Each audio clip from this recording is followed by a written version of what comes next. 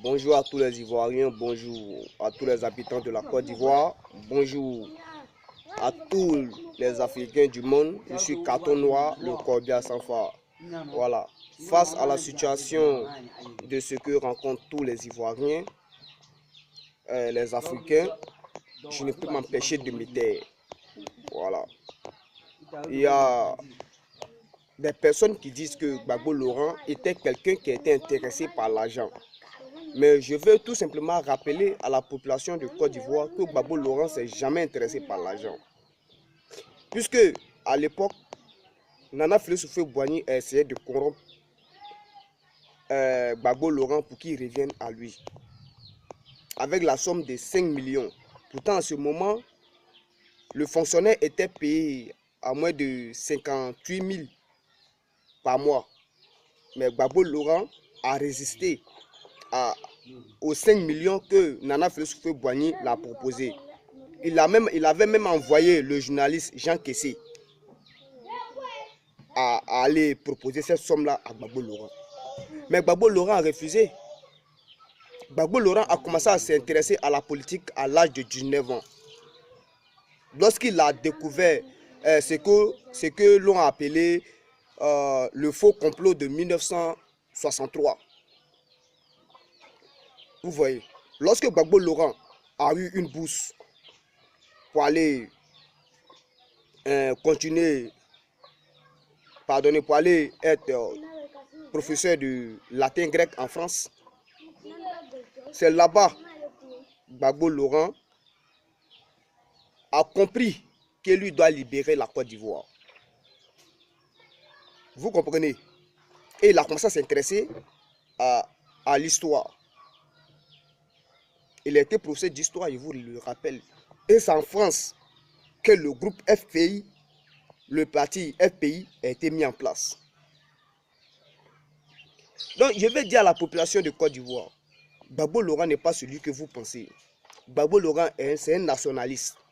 Un vrai nationaliste. Gbagbo Laurent a été arrêté lorsqu'il était étudiant. Depuis qu'il était étudiant, jusqu'à la fin de ses étudiants, il faisait la prison seulement. La prison. Mais il ne s'est jamais découragé. Mais quelqu'un comme ça là, on ne peut pas dire que cette personne s'intéresse à l'argent.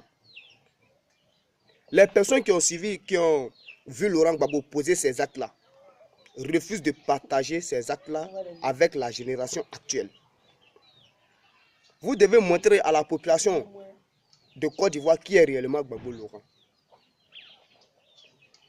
Quand je vois Alassane Ouattara qui refuse d'admettre que lui est burkinabé, moi ça me fait mal. Parce que moi je sais que son vrai nom c'est Ouédraogo Dramane. Et Ouédraogo Alassane. Son père s'appelle Ouédraogo Dramane. Ça avait le nom Dramane qu'il a battu la campagne de 2010. Tout ça là, on le sait.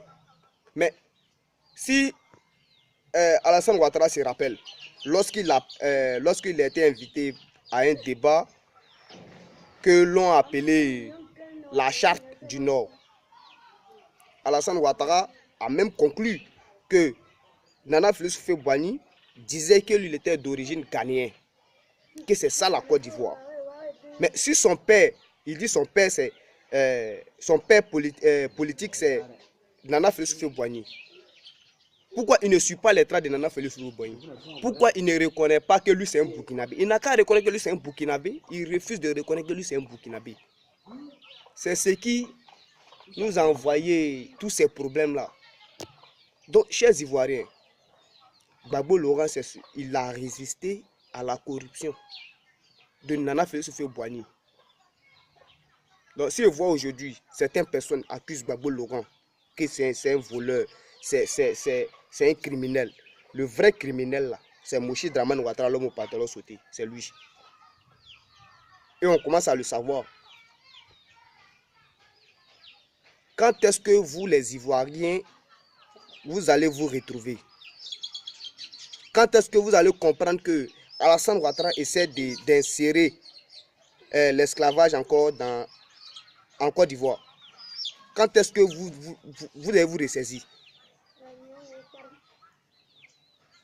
Actuellement, là, les Ivoiriens souffrent.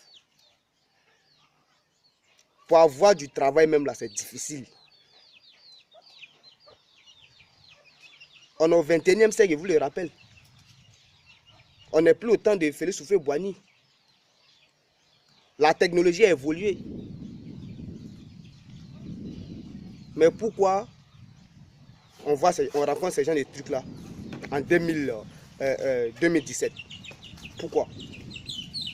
Je vous ai dit, Alassane Ouattara n'est pas là pour les Ivoiriens. Il est plutôt là pour l'intérêt de la France. Vous voyez. Gbagbo Laurent, qui a été emprisonné pendant toute sa vie, n'a jamais abandonné la libération de la Côte d'Ivoire, la libération de l'Afrique. Il n'a jamais abandonné. Les personnes qui se sont jointes à lui à mener ce combat-là, beaucoup sont ceux qui ont été assassinés. Mais malgré tout ça, là, Gbagbo Laurent continue. Il continue sa lutte.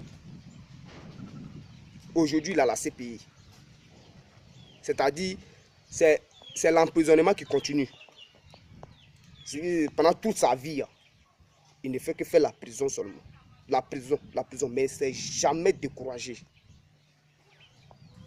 Si tous les Ivoiriens étaient comme Gbagbo Laurent, réfléchissaient comme Gbagbo Laurent, là, on n'avait pas de se retrouver dans ce genre de situation-là. Alassane Ouattara est venu faire quoi en Côte d'Ivoire? Pour ne pas dire Ouedraogo Alassane. Hein? Alors, chers Ivoiriens, ressaisissez-vous. Vous comprenez?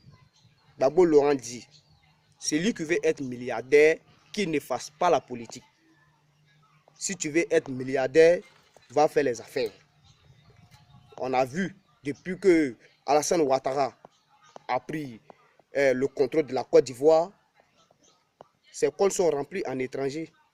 Il n'a même pas d'argent même en Côte d'Ivoire.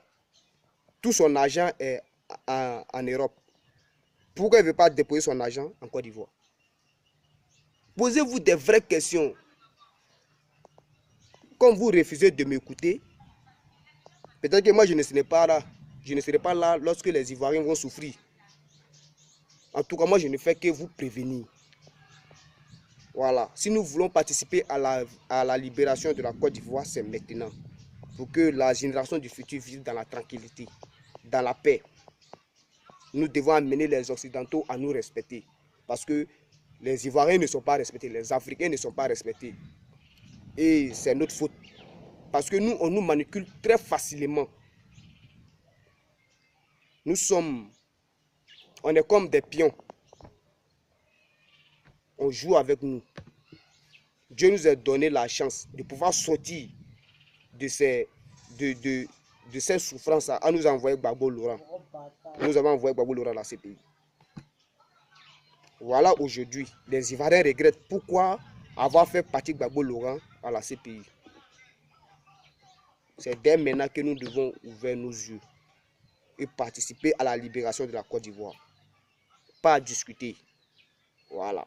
C'est vrai, il n'y a pas les moyens, il n'y a pas les soutenances, mais c'est moi qui paie la facture de ma bouche. Personne ne paie la facture de ma bouche. Donc, je dis ce qui me plaît. Et j'informe ce que les personnes qui doivent savoir ce que je veux partager. Voilà. C'était Carton Noir, le cordial sans fort. Ciao, ciao et bonne journée.